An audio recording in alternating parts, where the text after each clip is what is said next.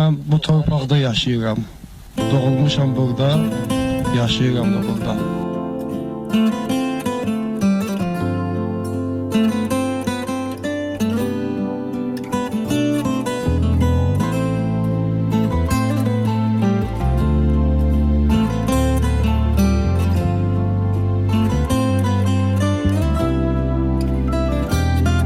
Vətənimin mərd ürəkli övladı, belə övladladır işıqlı sabahı.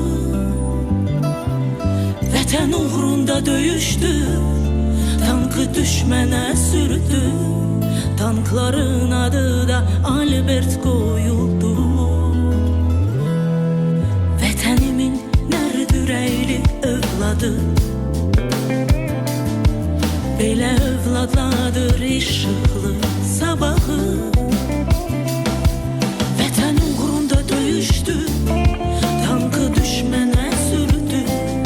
Tankların adı da Albert qoyuldu.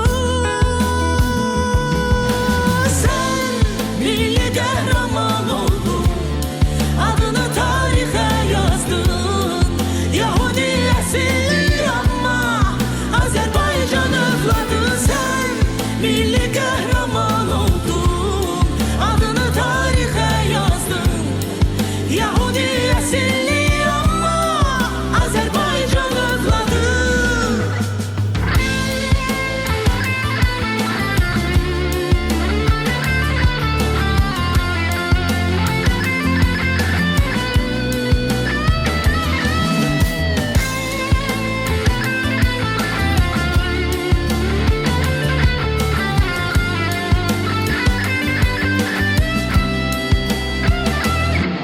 Təbəssümü ruh verib xalqımıza, mərdliyi inam verib andımıza. Bu torpaqda doğuldu, milli qəhrəman oldu. Tankların adı da Albert qoyuldu. Sən milli qəhrəman oldun, adını tarixə yazdın. Yahudi əsilli amma Azərbaycan övladı. Sən milli qəhrəman oldun, adını tarixə yazdın. Yahudi əsilli amma Azərbaycan övladı.